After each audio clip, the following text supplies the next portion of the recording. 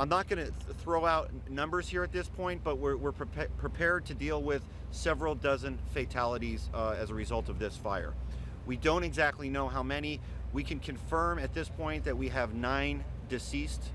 That number we expect to go up once we go inside and begin to move things and look around inside. The roof is collapsed down onto the second floor, so we have to literally go in there piece by piece and move wood and timbers and debris to even get an assessment. So there's a lot to be done still. Oh, the building is usually empty, so how they got in, I don't know.